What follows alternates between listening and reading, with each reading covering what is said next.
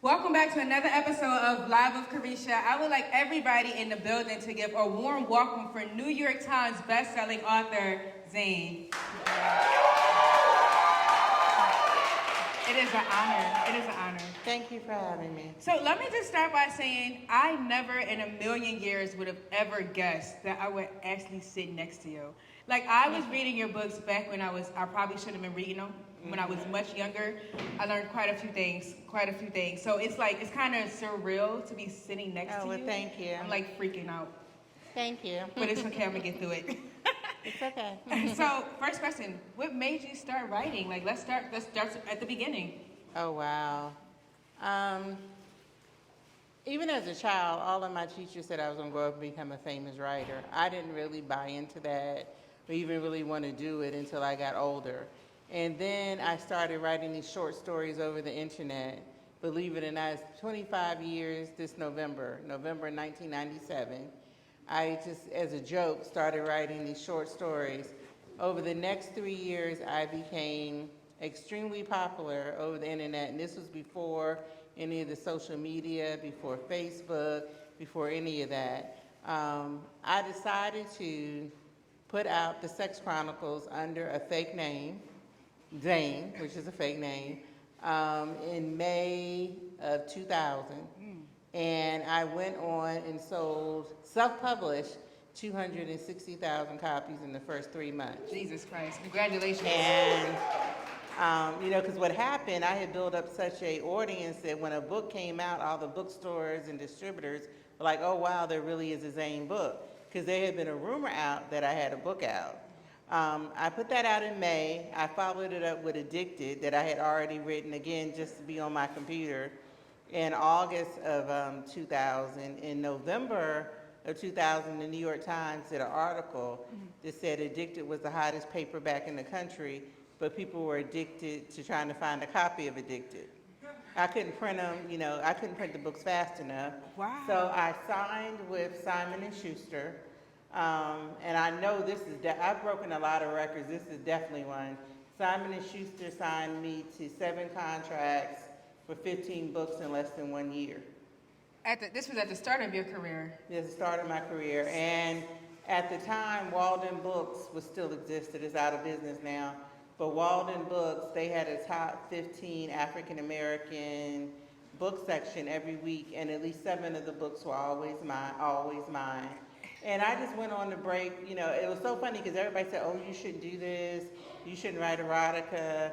And then after that, every publisher was looking for the next me because I am the only author who's ever had 4 out of 5 of the bestsellers on the Essence bestseller list at one time. Addicted outsold was the number 1 selling book for the Black Expressions Book Club the whole 10 years of its existence. And the second author to me, I was the biggest selling author there. And I'm just saying all this and to let people know, don't let people keep you from what you want to do. That's the only reason I'm saying this. I was number 1 the whole time, and T.D. Jakes was number 2. Shout out to T.D. Jakes. But we both had the same readers. And I went on and I became one of the most stolen authors, along with James Patterson. I was the most stolen author from libraries and bookstores and all of that. And that's all after people thinking, that I couldn't do this. And in the beginning, a lot of bookstores refused to sell my books because of the content. And I just kept doing, what I was doing. And here it is, 25 years later, and I've had, 2 successful cable series, actually the number 1 series in Cinemax history. Thank you. I'm just letting her go. Just go ahead and talk, honey. Because I want to inspire people because I know that I'm there are a lot inspired of creatives myself here tonight. And so I feel it's important to say, Addicted was made by Lionsgate, and starred Boris Kodjoe and a whole lot of other people. We were number 1 at the box office opening weekend. And now I write and direct several movies now. I still write books. I have 38 New York Times bestsellers. I went on and I published over 120 other authors and ran 5 imprints at Simon & Schuster, including New York Times bestsellers like Omar Tyree. I So wait, published. you knew Omar Tyree? I know Omar extremely well. Oh my I'm God. his Do you published. guys all talk like Sister Soldier, Omar Tyree, Eric Jerome Dickey, like Terry All of McMillan? us know, what Dickie passed on. Oh, I But didn't know yeah, I that. do know all of it. I know Terry. I mean, it's a Listen, very, if you it's don't a do small black knit books, group. you got to know that the starting Yeah, but five, I that's the know, lineup. I know Sister Soldier. I know Terry McMillan. Hmm. I pretty much, I published Ray J's book, Keith Sweat's book, a bunch of other books. And now I'm the president of a film network. Um, Very recent. That's my latest thing. I just became the president of a film studio, and we're going to have studios in D.C., Atlanta, Baltimore, and L.A. So let me ask you this. I don't want to cut you off. No, no, no. Go ahead. How long does it take you to write a novel? Because you write them so fast. My record for a novel was ironically Afterburn, which is the book that went the highest on the New York Times bestseller list ever, and I wrote it in 4 days. I wrote Addicted originally in 19 days. The shortest time it's taken me to write a movie script was actually recently this year because I directed a movie in July called Killer B&B that'll be out later this year. And I wrote that script in 36 hours. Oh my gosh. So why erotica? Like why was that your niche? It's funny, I never chose erotica. Erotica kind of chose me. If anybody told me I was going to grow up and become the queen of erotica, I would have laughed in their face. And even when I started writing the short stories, I had never read erotica. I think with me, I'm a very detailed writer, and I just didn't, when it came to the sex scenes, I didn't have a filter like any other thing that I write. So it was shocking to me that people weren't already doing that. I was more shocked than anybody else when, women started emailing me and saying, thank you for making me feel normal. And I don't mean just women in the United States, and I don't mean just black women. I have, it's like it became a global, like almost like movement, and I've been very blessed. And the thing that, Simon and Schuster did for me that I could not have done for myself, they did make me a global brand. Like I've been translated in, several different languages. In my movie, I Wish I Never Met You, that I released in May, it's won over 24 awards. I actually just won in July Best International Film by a female filmmaker at the Toronto Diverse and Black Film Festival. So I'm very grateful for that. what was that like when you found out that you won that award? It's interesting. I'm always pleased to win awards, but I'm always so focused on whatever I'm doing next. Like literally, I won that award on July 16th. I started shooting, and that was in Toronto. I started shooting Killer B&B here in Atlanta the next day on July 17th. So I was already totally immersed and focused on, doing that, to be honest. But I'm very grateful to have won, all the awards that I have. And again, don't give up. If people do what you feel you want to do, because people are always going to talk about you. Amen. They're always going to talk about you. Like when I won the NAACP award, I'm sure people talked about me. But So it is what it is. so many questions. Jesus Christ. So where originally are you from? DC. Okay. And I know you went to Howard. Yes. So a lot of your writing, you talk about like Howard in some of your books. Like I remember that. Like, did you? Some of them. Were some of the things you written? I know what you're about to ask me. Were those situations that you went through? I'll say this, a lot of stuff in my books are true. Because it went down. But at I Howard. never tell people what's true, and people would never in a million years be able to guess what's true. I'll put it that way. Okay. Yeah. Okay. We can take that. Have you ever taken a break? Do you ever stop and go on vacation, or has it just been nonstop killing the publishing game for the past 20 years? Unfortunately, I don't take a lot of vacations. It's very hard for me to take a vacation. I do travel a lot, particularly prior to COVID. I think my last tour I did 28 cities in 35 days. So I've seen a lot of places, and that included international. But me taking like vacations. Now I need to take more vacations, to be honest. So I noticed with your erotica novels, and when I first started reading your books, the first thing I learned from reading your books was that black people make love.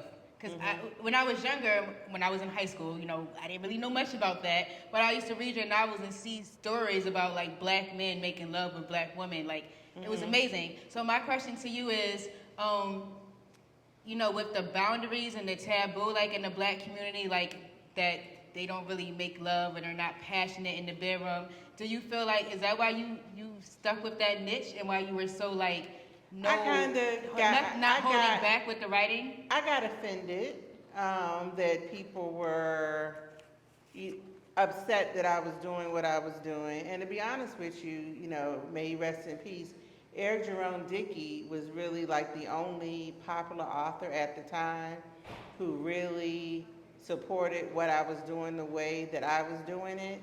And in fact, he ended up, a lot of his books started becoming more erotic and more erotic. And we actually had the same agent, who I still have. But he is the one that actually found my agent for me when I first started, because he was reading my short stories. So both of us have been with the same agent for decades. So he was very supportive. Other people were not as supportive, but that's fine. Has your writing ever affected your personal relationship? I intimidate people. Tom Jerome used to tease me about that all the time. Particularly with like when the Sex Chronicles was on TV. And for those of you who don't know, my first series is called Zane Sex Chronicles, which was actually based on my real life. And Patrice Fisher, who's currently on Saints and Sinners, actually portrayed me on the show. So there have been a few shows since then, but I was the first African American woman to have a scripted television series based on my real life. So because of that, it's has its ebbs and flows. I'll put it that way. Okay. But I mean, you can imagine, you sitting there with somebody, and then the show comes on And with they're her like, character, having this like amazing sex and stuff, and you have to wonder, like, am I measuring up? Right. Did that question never come up, like in your relationship? Like, did your significant other ever sit down and be like, am I doing a good job? Like, is this? Oh yeah. Okay. Yeah, and and because I've written tons of stuff, I've had a sex toy line, I've written tons of stuff about masturbating and stuff like that. I've had that question, like, what do you even need me for? Because I'll be honest, I'm very in tune with my sexuality to the point that I can have an orgasm anywhere. I mean, I can have an orgasm walking down the aisle in the grocery store. I can have an orgasm. That sounds like fun. And I can have an orgasm sitting in church. Shameful. Not but true. sitting in church. Shameful but true. Praise the Lord. So when you're that in tune with your sexuality, yeah, it can, be a bit intimidating. So have you ever thought about maybe teaching a class to the females about understanding their body and how to have an orgasm? Because some girls they're not blessed to understand how to do that. A lot of people don't know that I actually have a sex manual. I don't know if y'all knew that. It was a New York Times bestseller called Dear G-Spot. And in Dear G-Spot, and I assume I can say whatever on this show. Absolutely, honey. Speak your truth. But like in Dear G-Spot, I have chapters like how to really ride a damn dick, how to really suck a dick, the art of masturbation. So in other words, I kind of already taught that. If people. So you taught how to suck the penis? Like you have tips that you can unlock the next level? There's a chapter, this is a funny story, there's a chapter in there called How to Really Fuck a Man, the Bottom Line. So I was doing a book signing at the Kappa convention one time, and I forgot what city it was in. But it was funny because I told a bookseller, I said, bring a bunch of Dear G-Spot, because it had just come out recently. I said, I bet you I'm going to sell every one. So all I had to do, the men, like I would hear men, like this one guy, I heard him over there. He was like, that's Zane over there. That's the one that writes that stuff that makes you want to knock a hole in something.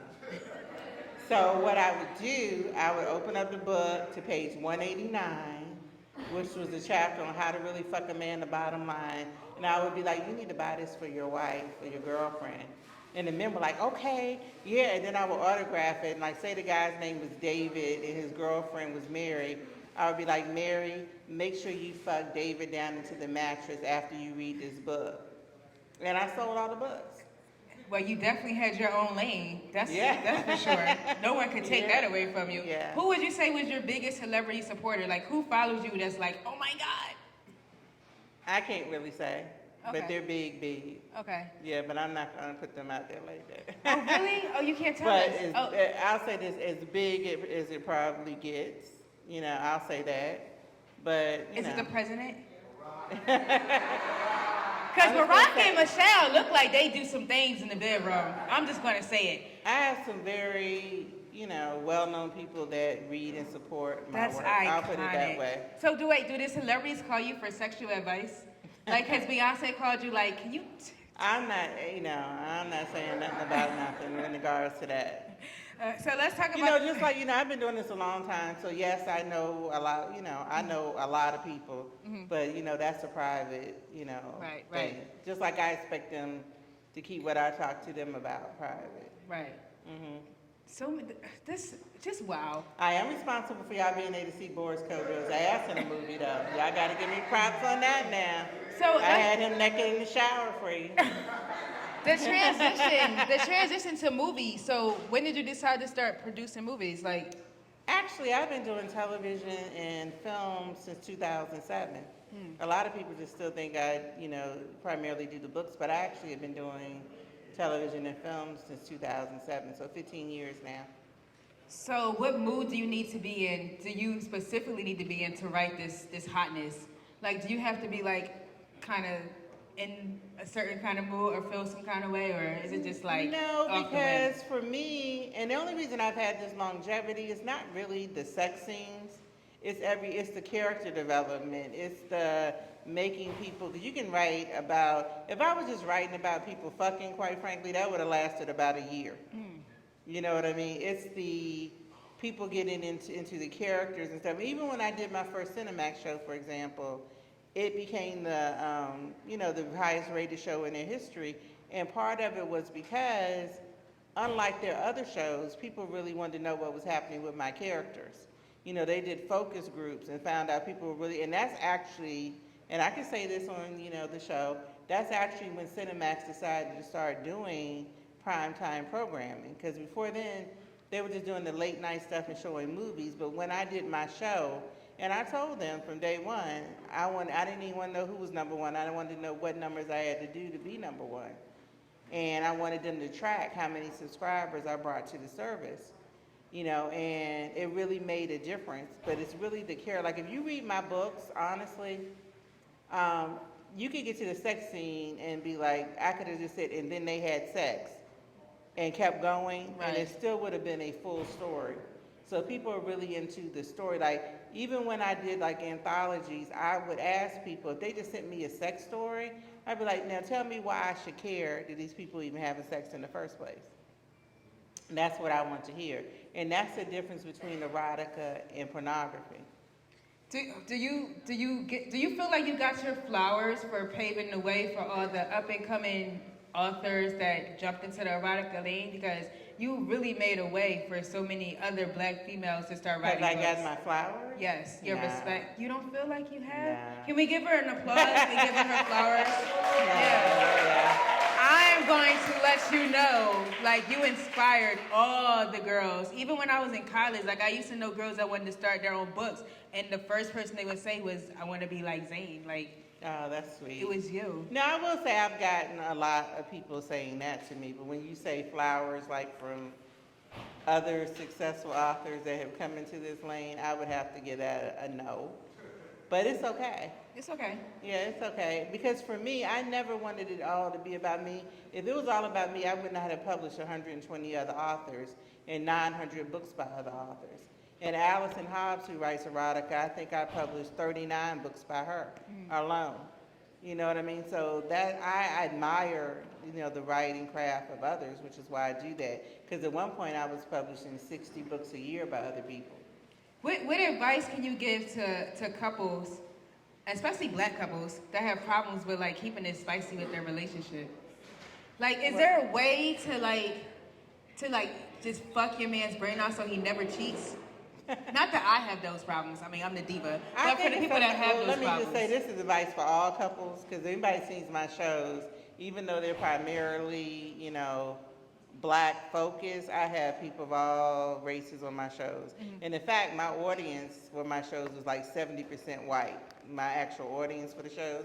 So this advice is for everybody. If somebody wants to cheat, male or female, there's really not much you can do to fuck them enough where they're not going to want to cheat, to be honest with you. As far as keeping stuff spicy, it's really all about communication, and not only that, but not having the fear of being judged. I think a lot of people are with people they're not truly comfortable with. If you're not comfortable enough to go home and get naked and hang from the chandelier and, you know, hand a man a dildo and be like, okay, fuck me with this and find my G-spot. I mean, if you're not comfortable around someone enough to like really be yourself, that's going to be the problem. And the other thing I have to say is for women, don't sit there and wait for the man to make the first move. I've seen so many women that will lie there. They'll be horny as shit, but they'll wait for the man to make the first move. Never. If you're horny, you know, I'm taking it. Yeah, exactly. All of it. Exactly. I don't know. Women, please don't wait. If you horny, just go for it. Like, exactly. Please. And that's what now there's some men that have an issue with that, but most men would love it. You know what I mean? They would love it. What a wonderful day this is that you came to this show. God bless you. I always thought I had something wrong with me, but I just been reassured that there's nothing wrong with me. I mean, if you can't, for me, sex should be the time, or one of the times in life where you should feel the most alive. You know, to be honest with you. If you don't feel that way, then there's something wrong with whoever it is that you're fucking. It's not the right situation for you. If you don't feel like it's relief, if you're stressed out having sex, then that's not the right person for you. Sex is supposed to be a stress reliever. You know what I mean? Not stressed out having sex. Yeah, I mean, but you'll be surprised. You know, and like one of the biggest questions, and the reason I put that chapter in there, a lot of women, quite frankly, are scared to get on top. What? They are. In 2022? Yes. No. Yes. We're not. Yes. They are. Oh, no. They really are. They're scared to be in that position of control. Are you serious? Where there are other women that love that. You know what I mean? But a lot of women still have that issue. I mean, if I had $1 for every woman that's asked me how to be on top or how to ride a dick, you know, it'd be crazy. That's why I put that chapter in that book. That's insane. Yeah. So people feel, and a lot of women have trouble having orgasms when they're with a lover because they're so worried about being judged and all that stuff. So I get emails all the time from women who say they can have an orgasm when they're masturbating, but not when they're with a lover. And I tell them, you're probably having it, but it's not as strong, first of all. And secondly, you're probably worried about how you look, you know, how you're doing, how you line up to other people they've been with. You know, if you really fly your freak flag, are they going to be worried about how you know so much? I know women that have done that where, you know, I know they were stone cold freaks, but when they met the man they wanted to marry, they played dumb in the bedroom. Because you don't want him to be like, oh my God, like how many other men and I've had that issue before. Yeah. Like, you know, but shit, how do you know how to do this? You know, how many, you know, that kind of thing. But we don't, as women, we really want men to have experience and to know how to pleasure our bodies. But a lot of times we feel uncomfortable really showing who we are. And like I said, you know, it's keeping it spicy, just do something different. So do you feel like, so when people say things like, oh, I have to have a threesome to keep my boyfriend, so that's false then? Like, a woman shouldn't have to, like, you know, give if she up another doesn't want girl. to, and I get that a lot too, if she doesn't want to do it, hell no, she shouldn't do it. Right. If she wants to do it, I mean, if people want to do something, I say go for it. But if it's something that you're uncomfortable with and you're doing that just to please somebody, then no, you shouldn't do it. Okay. And the same thing goes for a man. Because a lot of women want to have threesomes with two men. You know? Ain't nothing wrong with that. It's getting real feisty up here in the hot seat today, y'all. Jesus Christ. Nothing wrong with that. Nothing I mean, at all. I don't judge anybody. I mean, I have friends that like to have trains run on them. Oh my God. I have friends that go on a week-long vacation by themselves and fuck like 8 different men while they on vacation. Oh my God, Zane. You know what I mean? It's you know. It's going down. I know a group of married women from the D.C. area who go to Jamaica every year, and their husbands think it's just a girls' trip. But they go over there and they fuck everything walking. They going to come get back. their groove back. Yeah. Jesus Christ. Yeah. We're going to go into hot seat questions because you have literally turned up the Live with Carisha show to the next level. I didn't think I could be outdone, but I feel like you've just outdone me. Girl, so, you said you read my book. I read your oh, trust me. I'm the queen freak around here. Let's go into hot seat. You ready for hot seat? Say yeah. All right, it's not too spicy, but it's a little spicy. Do you like Skittles? Do I like Skittles? Mm-hmm. Okay, now, oh, you mean just the candy? Yes. Oh, no. I thought it was some freaky shit. No. No. I thought it was some new sex thing. Oh my God. Oh my God. Have you have you ever had a disagreement with a cop? Have I ever what? Have you ever had a disagreement with a cop? Yes. Have you ever had a threesome? Yes. Do you own any red bottoms? No. What is your signature fragrance? Alien. Have you ever been to Freaknik? Yes. Do you prefer cats or dogs? I don't really like either, but right now I have a cat named Puppy at home. That's cute. So I guess, yeah, his name is Puppy, yes, he's really crazy. Where is your dream vacation spot? It used to be the Moon Palace in Cancun. Now I really don't know. Maybe the Caymans. Would you rather have lunch with Oprah Winfrey or $25,000 in cash? $25,000. Can you speak any? There's a reason behind that, but yeah, $25,000. Can you speak any other languages? No, but I'm learning Spanish right now, trying. Yeah. What is your biggest fear? Probably I would have to say failure. Because I've never really had that experience yet, and I don't know how it would feel if that happened. Like, I always go into things, manifesting things and manifesting success. That is a fear of mine, a fear of failure. Who is your favorite actress? That's a tough one. Is it really? Yeah, I can't even answer that. Okay. Have you ever cheated on someone? Yes. Who is your celebrity crush? Oh, that's easy, and he knows it because I'm his personal stalker, Idris. Oh my God, that's my celebrity crush. I'm his personal stalker. Any event that he's at, You stalked him? Yeah, I go to him. I say, I always go to him and I say, "Do you remember me?" And he says in his British accent, "Of course I remember you, Zane." And I get my hug and my kiss, and I'm like, good for the whole night. And I tell him, I say, I'm good for the night now. I can leave. Yeah, that's my celebrity. So you done met the man before? Oh yeah. Do he smell good in real life? Smells good, looks good, sounds good. Yeah. That's so exciting. That's definitely mine. And I joke about that all the time, but yeah, I'm his personal stalker. I would die. Who is a political figure that you admire?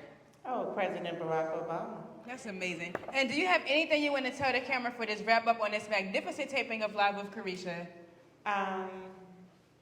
If you have a dream, go for it, but remember that goals are dreams with a deadline. And where can the people follow you at home? Planet Zane on Instagram. On Facebook, I always forget my exact thing, but if you type in Zane, it's the one with millions of followers. It's the first one that comes up. And on Twitter, I don't even remember my name on Twitter, to be honest with you. I don't go on Twitter. You don't tweet these days? Nah. Mark, you're still on Facebook, huh? Yeah, I'm on Facebook and I'm on Instagram. We love to see it. Make some noise for the beautiful Zane checking in with us today on Live with Carisha. Follow her on all platforms. You know where to follow me at Carisha Diva, bringing you the most amazing interviews in the industry. Everyone at home, stay fabulous, stay blessed, peace.